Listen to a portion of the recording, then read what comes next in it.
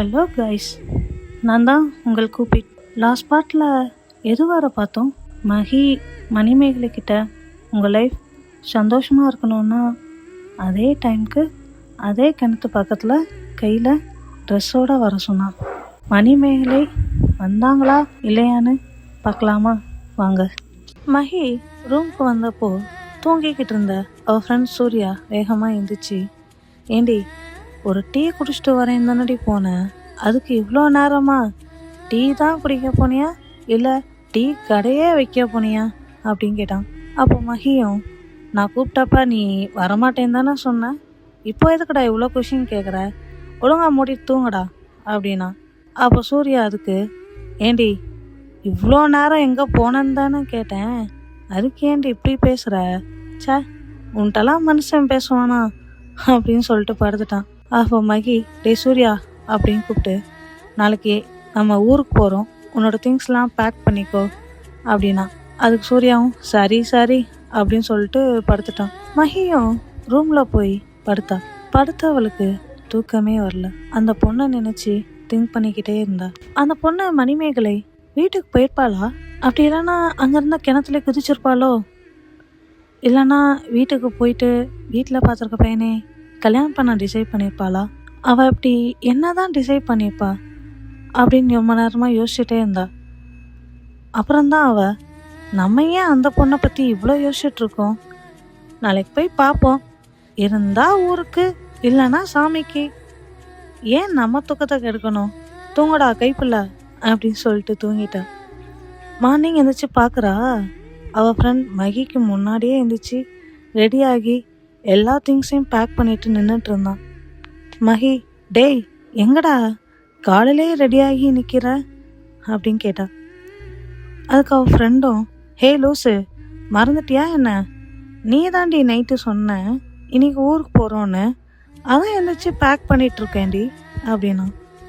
அப்போ மகி, ஊருக்கு போகலான்னு தான் சொன்னேன், இப்போ போகிறோன்னு சொன்னேன்னா அப்படின்னு கேட்டா. இருடா ஒரு வேலை இருக்குது, முடிச்சுட்டு நம்ம கிளம்பலாம். உடனே சூர்யா, சரி அப்போ எப்போ தான் கிளம்ப போகிறோம், காலையில் கிளம்புனாதான் நைட்டுக்குள்ளே ஊர் போய் சேர முடியும் மகி அப்படின்னா. அதுக்கு மகி, நம்ம கிளம்ப போகிறதே நைட்டு தான்டா அப்படின்னா. உடனே அதுக்கு சூர்யா, ஹே மகி என்ன விளாட்றியா என்ன, இந்த ஊரில் பகல்லே வழி தெரியாதுடி, நீ என்ன நான் நைட்டு கிளம்புன்னு சொல்கிற, எனக்கு ஏதோ தப்பாக நடக்க போகிறது மாதிரியே தோணுது மகி, இங்கேருந்து நம்ம எவ்வளோ சீக்கிரம் கிளம்புறோமோ அவ்வளோ நமக்கு நல்லது அப்படின்னா. உடனே மகி, நான் சொல்கிறத மட்டும் பண்ணுடா, நம்ம இப்போ இல்லை நைட்டு தான் கிளம்புறோம் அப்படின்னு சொல்லிட்டு ரூமில் போய் டோரை க்ளோஸ் பண்ணிட்டா. சூர்யா, என்னமோ பண்ணி தொலை, நான் சொன்னால் மட்டும் என்ன நீ கேட்கவா போகிற அப்படின்னு சொல்லிட்டு அவனும் போயிட்டான் ரூம்குள்ளே. சூர்யா மகியோட ரூமுக்கு போய், மகி இப்போது நைட்டு டைம் 9:30 ஆச்சுடி, இதுக்கு மேலே நம்ம எப்படி ஊருக்கு கிளம்புறது, சரி விடு நாளைக்கு மார்னிங் கிளம்பலாம், நான் போய் தூங்குறேன் நீயும் போய் தூங்கு அப்படின்னா. உடனே மகி, மச்சான் நீ பாட்டுக்கு தூங்கிறாத, நான் சொல்லும் போது நம்ம ஊருக்கு கிளம்பணும் ஓகேவா அப்படின்னா. உடனே சூர்யா, அடே இப்படியே தான்டா காலையிலேருந்து சொல்லிட்டுருக்க, நீ என்ன தான் நினச்சிட்ருக்க எனக்கு ஒன்றும் புரியலை, எனக்கு ஏதோ தப்பாக நடக்க போகிற மாதிரியே தோணுதுன்னு சொல்கிறேன், நீ கேட்கவே மாட்டேங்கிற அப்படின்னா. உடனே மகி, மச்சான் அதெல்லாம் எதுவும் இல்லை, நீ அமைதியாக இரு நம்ம போகலாம் அப்படின்னா. அட போடா நீ கிளம்புற மாதிரி இல்லை, நான் போய் தூங்குறேன் அப்படின்னு சொல்லிட்டு ரூமுக்கு போய் படுத்துட்டான். அப்புறம் மகி நைட்டு ஒரு 12:30க்கு போய் சூர்யாட்ட, கிளம்பலாண்டா வாடா போகலாம் சூர்யா எந்திரி அப்படின்னு கூப்பிட்டா. அப்போ சூர்யா, அட பைத்தியமே, பேய்லாம் வாக்கிங் போகிற டைமில் போயிட்டு ஊருக்கு கிளம்பணும்னு சொல்கிற, நீ போயிட்டு படு, ஒன்றும் அவசரம் இல்லை, மார்னிங் ஆனதும் கிளம்பிக்கலாம் அப்படின்னா. அதுக்கு மகி, இல்லைடா நம்ம இப்போ தான் கிளம்புறோம், வா வந்து காரில் ஏறு, நீ வரியா இல்லைனா நான் மட்டும் கிளம்பி போட்டுமா அப்படின்னு கேட்டா. உடனே சூர்யாவும், நீயே போனதுக்கப்புறம் எனக்கு இங்கே என்னடி வேலை, நான் சொன்னால் மட்டும் நீ கேட்கவா போகிற, சரி வா போகலாம் அப்படின்னு சொல்லிட்டு 2 பேரும் காரில் போனாங்க. அப்போ சூர்யா, இங்கே பாரு மகி, இப்போ கூட ஒன்றும் இல்லை, வா ரூமுக்கு போகலாம். மார்னிங் ஆனதும் ஊருக்கு போய்க்கலாண்டி. இங்கே பாரு மகி, எது ரோடு எது வீடுன்னு கூட தெரில, ஃபுல் இருட்டாக இருக்குடி. இதில் எப்படி மெயின் ரோடு வர போகிறது அப்படின்னு கேட்டான். அப்போது மகி இருந்துட்டு, நீ கொஞ்சம் அமைதியாக வாடா, அதெல்லாம் நான் பார்த்துக்கிறேன் அப்படின்னா.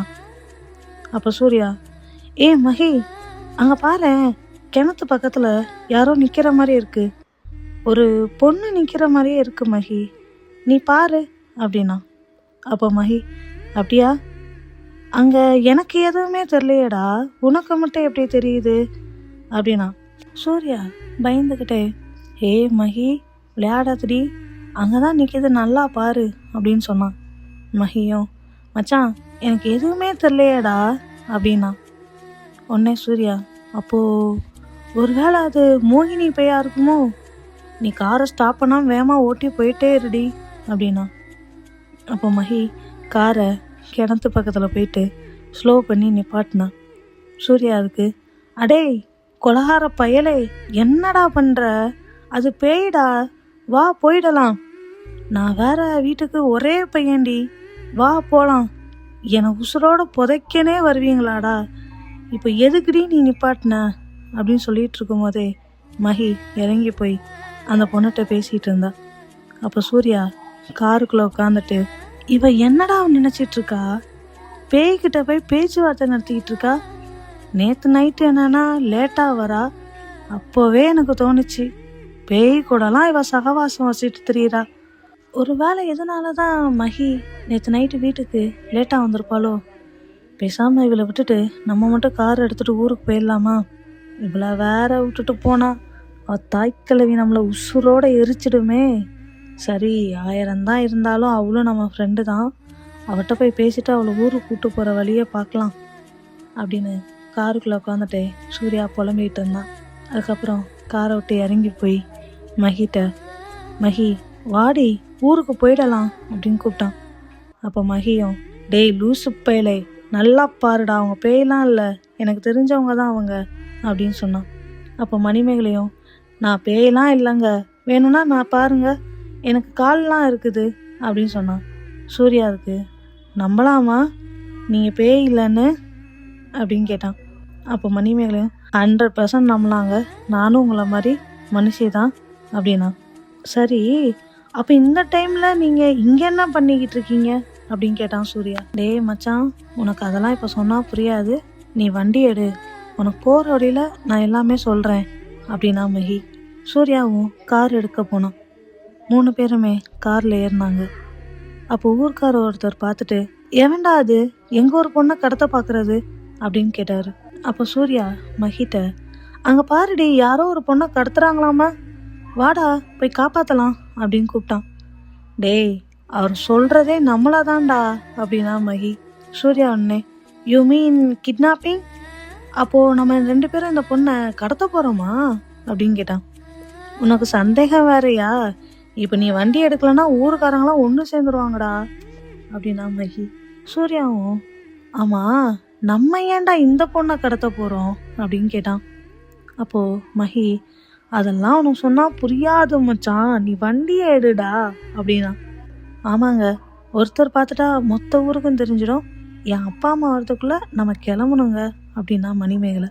சரி சரி எடுக்கிறேன் வண்டியை, ஆனால் நீங்கள் 2 பேரும் இருக்கீங்கள, நீங்கள் சொல்கிற மாடலேஷனே சரியில்லை, என்னை எதனா பிரச்சனையில் கோர்த்து விட்டுற மாட்டீங்களே அப்படின்னு சூர்யா கேட்டான்.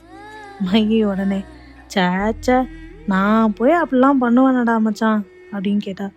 மணிமேகலையும், என்னைய பார்த்தா உங்களுக்கு அப்படியா தெரியுது அப்படின்னு கேட்டா. சூர்யா உடனே, நீங்களாம் ஏதோ சொல்கிறீங்க, வாங்க போகலாம் அப்படின்னு சொல்லிட்டு வண்டியை கிளம்புனான். ஊர் எல்லைக்கு தான் போயிருப்பாங்க. அதுக்குள்ளே மொத்த ஊரும் டிராக்டர் வண்டியெல்லாம் வச்சுட்டு ஃபாலோ பண்ணிட்டு வந்து இவங்க போன காரை மடக்கி பிடிச்சிட்டாங்க. ஊர் மக்கள்லாம் ஒன்று சேர்ந்து அவங்கள மறுபடியும் ஊருக்குள்ளேயே கூப்பிட்டு வந்தாங்க. சூர்யா ஒரு ரூம்லேயும் மகி ஒரு ரூம்லேயும் தனித்தனியாக அடைச்சி வச்சாங்க. அப்போது மணிமேகலை வெளியே நின்றுட்டு, அவங்கள ஏன் இப்போ அடைச்சி வச்சுருக்கீங்க, அவங்க மேலே எந்த தப்பும் இல்லை, நானாக தான் அவங்க கூட போனேன் அப்படின்னு சொல்லிக்கிட்டு இருந்தா. அப்போது மணிமேகலையோட அம்மா அவளை கணத்திலே ஓங்கி ஒரு அறை விட்டாங்க. நீ வாயை மூடுறியா, உனக்கு எதுவுமே தெரியாது. ஊருக்காரங்க பார்த்ததுனால உன்னை இப்போ காப்பாற்ற முடிஞ்சது, இல்லைன்னா என்ன ஆகியிருக்கும் அப்படின்னு சொல்லிட்டு இருந்தாங்க. மணிமேகலை உடனே, அவங்க என்னை கடத்தவே இல்லைன்னு சொல்கிறேன், கேட்கவே மாட்டீங்களா நீங்கள் அப்படின்னு சொல்லிட்டு இருந்தா. அவள் அம்மா வாயை மூடிடி அப்படின்னு சொல்லிட்டு அவளையும் கூப்பிட்டு போய் அவங்க வீட்டில் ரூமில் அடைச்சி வச்சிட்டாங்க. காலையில் ஆனதும் அந்த ஊருக்காரங்களாம் ஒன்று சேர்ந்து பஞ்சாயத்தை கூட்டினாங்க. அப்போது எவன்டா அது விடிஞ்சு விடியாமலேயும் 7:30 கூட்டினது அப்படின்னு சொல்லிக்கிட்டே பஞ்சாயத்து தலைவர் வந்தார். அது இல்லைங்கய்யா, வெளியூருக்காரங்க 2 பேர் சேர்ந்து நைட்டு நம்ம ஊருக்கார பொண்ணை கடத்த பார்த்தாங்கய்யா. நல்ல வேலை நம்ம ஊர் ஆளுங்கெல்லாம் ஒன்று சேர்ந்து போய் காப்பாற்றி கூட்டிகிட்டு வந்துட்டோம். அவங்களையும் ரூமில் அடைச்சி வச்சுருக்கோம்யா அப்படின்னு சொன்னாங்க. அப்போது பஞ்சாயத்து தலைவரும் போய் அந்த 2 வெளியூர்காரங்களையும் கூப்பிட்டு வாங்கடா அப்படின்னு சொன்னார். மகியையும் சூர்யாவையும் அந்த பஞ்சாயத்து நடக்கிற இடத்துக்கு கூப்பிட்டு வந்தாங்க. அப்போது சூர்யா மகியை பார்த்து, என்னை எங்கே கொண்டு வந்து நிப்பாட்டியிருக்கேன்னு பார்த்தியா அப்படின்னு கேட்டான். இதுக்கு தாண்டி நைட்டு அவ்வளோ கேட்டேன், அப்போல்லாம் எனக்கு ஒன்றும் தெரியாதுன்னு சொல்லிட்டு இப்போ எந்த நிலைமையில நிற்க வச்சிருக்கேன்னு பார்த்தியா அப்படின்னு சொன்னான். மகியும் எதுவும் பேசாமல் அமைதியாக நின்றுட்டு இருந்தா. சூர்யா அப்போ, பேசுடி பேசு, நைட்டு பக்கம் பக்கமாக பேசினால இப்போ பேசுடி அப்படின்னா. அப்போது மகி, அது அப்படி இல்லை மச்சான், நான் ஒன்று நினச்சேன், அது இப்போது வேற ஒன்று நடந்துருச்சுடா அப்படின்னா. சூர்யாவும், அப்படி நீ என்ன தாண்டி நினச்ச, இப்போவாது சொல்லி தொலையேன் அப்படின்னா. அப்போ பஞ்சாயத்து தலைவர், உங்களுக்கு எவ்வளோ தைரியம் இருந்தால் எங்கள் ஒரு பொண்ணு மேலே கையை வச்சுருப்பீங்க அப்படின்னு கேட்டார். சூர்யா உடனே, ஐயா நாங்கள் கையெல்லாம் வைக்கலையா, காரில் மட்டும்தான் ஏற்றணும் அப்படின்னா. அதுக்கு பஞ்சாயத்து தலைவர், யோ யாராவது அவன் வாயில் எதையாவது வச்சு திணிங்கய்யா, ஓவராக பேசிக்கிட்டு இருக்கான் அப்படின்னாரு. உடனே அங்கேருந்த ஒருத்தரும் அவர் கையில் வச்சுருந்த துண்டை எடுத்துகிட்டு போய் சூர்யா வாயில் வச்சு கட்டிட்டாரு. டேய், எவ்வளோ தைரியம் இருந்தால் எங்கள் ஒரு பொண்ணை கடத்த பார்த்துருப்பீங்க, அதுவும் அந்த பொண்ணுக்கு அடுத்த வாரம் கல்யாணம் வேற. இப்போ நீங்கள் ஏன்டா அந்த பொண்ணை கடத்துனீங்க, சொல்லுடா சொல்லு அப்படின்னு சொல்லிட்டு இருந்தார் பஞ்சாயத்து தலைவர். உடனே சூர்யா சைகையில் ம் ம் ம் ம் ம் ம் அப்படின்னு சொல்லிட்டு இருந்தான். அப்போது பஞ்சாயத்து தலைவர், டேய் அவன் ஏதோ சொல்ல வரான் போல, அவன் வாயில் துண்டை கழட்டி விடுங்கடா அப்படின்னாரு. உடனே பக்கத்தில் இருந்த ஒருத்தரும் சூர்யா வாயில் கட்டியிருக்க துண்டை கழட்டி விட்டாங்க. சூர்யா உடனே, யோ பஞ்சாயத்து, வாயில் துண்டை கட்டிக்கிட்டு பேசுடான்னு சொன்னான், நான் எப்படியா பேசுறது, சரியான லூசு கும்பலாக இருப்பீங்க போல அப்படின்னு சொல்லிட்டான். உடனே பக்கத்தில் இருந்தவங்களாம் அருவாளை தூக்கிட்டு வந்து, யாரை பார்த்துடா லூசு கும்பல்னு சொன்னேன், அவர் யாருன்னு தெரியுமா உனக்கு அப்படின்னு கேட்டாங்க. அப்போ உடனே சூர்யா, ஐயோ சாரிங்கய்யா, ஐயா தெரியாமல் சொல்லிட்டேங்கய்யா. அப்போது மறுபடியும் சூர்யா வாயில் துண்டை கட்ட போனாங்க. அப்போ சூர்யா, ஐயா பஞ்சாயத்து தலைவரே, நான் பேசாமல் கூட இருக்கேன், ஆனால் தயவு செஞ்சு அந்த துண்டை மட்டும் கட்ட வேண்டாம்னு சொல்லுங்க ஐயா அப்படின்னா. ஐயா அந்த ஆள் அவர் வச்சிருக்கிற துண்டை துவைச்சி பல வருஷம் ஆகும் போலங்கய்யா, அதில் வர நாத்தத்திலே நான் செத்துடுவேன் போல அப்படின்னா சூர்யா. அப்போ பஞ்சாயத்து தலைவர், யோ மாரிச்சாமி, உனக்கு எவ்வளோ வாட்டிடா சொல்கிறது, ஒழுங்காக குளிடா, துணியெல்லாம் துவைச்சி போட்டுடா சொன்னால் கேட்குறியா, இப்போ பாரு வெளியூர்காரங்களாம் அசிங்கப்படுத்திக்கிட்டு இருக்க, சரி இரு நீங்கள் பஞ்சாயத்தை முடிச்சுட்டு அப்புறம் உனக்கு வரேன் அப்படின்னாரு. அப்போ மகி பஞ்சாயத்து தலைவரை பார்த்து, நாங்கள் அந்த பொண்ணை கடத்தணும்னு உங்களுக்கு தெரியுமா, நாங்கள் கடத்தணும்னு சொல்கிற அந்த பொண்ணுகிட்ட கூப்பிட்டு கேளுங்கய்யா அப்படின்னா. அப்போ அங்கேருந்த பஞ்சாயத்து தலைவரும் கொஞ்சம் நியாயமானவர் போல், ஆமாம் கடத்த பார்த்த இவங்க இங்கே இருக்காங்க, பாதிக்கப்பட்ட அந்த பொண்ணு எங்கடா, அவளையும் கூப்பிட்டு வாங்கடா அப்படின்னு சொன்னார். அப்போது மணிமேகலையோட அப்பா, தலைவரே அவள் சின்ன பொண்ணு, அவளுக்கெல்லாம் எதுவும் தெரியாது, அதுவும் இல்லாமல் அவளுக்கு அடுத்த வாரம் கல்யாணம் வேறு, கல்யாணம் ஆக போகிற பொண்ணை கூப்பிட்டு வந்து பஞ்சாயத்தில் நிப்பாட்டினா நல்லாவா இருக்கும் அப்படின்னு கேட்டார். அதெல்லாம் நீங்கள் பேசக்கூடாது, இங்கே நான் மட்டும்தான் பேசுவேன், போங்க போய் உங்கள் பொண்ணை கூப்பிட்டு வாங்க. அந்த வெளியூர் பசங்க என்னென்னா உங்கள் பொண்ணாக தான் காரில் ஏறிச்சுங்கிறாங்க, நீங்கள் என்னமோ அவள் சின்ன பிள்ளை எதுவுமே தெரியாதுங்கிறீங்க, என்ன காலங்காத்தால விளையாட்டு காட்டுறீங்களா, நான் இன்னும் காலை கடனோட முடிக்காமல் உங்களுக்கு வந்து பஞ்சாயத்து பண்ணிகிட்டு இருக்கேன். ஒழுங்கா போயா, பொண்ணை கூப்பிட்டு வாயா அப்படின்னார் பஞ்சாயத்து தலைவர். அப்போது மணிமேகலையோட அம்மா அவளை அங்கே கூப்பிட்டு வந்தாங்க. அப்போ பஞ்சாயத்து தலைவர் மணிமேகலைகிட்ட, ஏம்மா மேகலை, உன்னை அவங்க கடத்த பார்த்தாங்களாமா அப்படின்னு கேட்டார். அப்போ மணிமேகலை, தலைவரே, அவங்களாம் என்னை கடத்தலை, நானாக தான் விருப்பப்பட்டு அவங்க கூட போனேன். எனக்கு இந்த கல்யாணத்தில் துளி கூட விருப்பம் இல்லை அப்படின்னு சொன்னான். உடனே தலைவர், என்னது விருப்பம் இல்லையா? ஓ, இந்த பையனைத்தான் நீ லவ் பண்ணுறியா? அதனால தான் அவன் அப்போ இருந்து ரொம்ப துள்ளிக்கிட்டு இருக்கானோ அப்படின்னாரு. அப்போது மணிமேகலைக்கு நிச்சயம் பண்ணியிருந்த பையனோட அம்மா, தலைவரே, இவனுக்கு எவ்வளோ தைரியம் இருந்தால் வெளியூர்ல இருந்து வந்துட்டு நம்ம ஒரு பொண்ணை, அதுவும் நிச்சயமான பொண்ணை லவ் பண்ணி கூட்டு போக பார்த்துருப்பான். நம்ம ஊர் ஆளுங்களை சொம்பன்னு நினைச்சானா? அவனை சும்மாவே விடக்கூடாது. நம்ம ஒரு பொண்ணை கடத்த பார்த்தாங்களே, அவன் கையை வெட்டுங்கடா அப்படின்னு சொன்னாங்க. உடனே அந்த அம்மாவோட ஆளுங்களாம் சூர்யாவோட கையை வெட்டுறதுக்கு ஓடி வந்தாங்க. உடனே சூர்யா பயந்துட்டேன். என்னங்க சொல்கிறீங்க?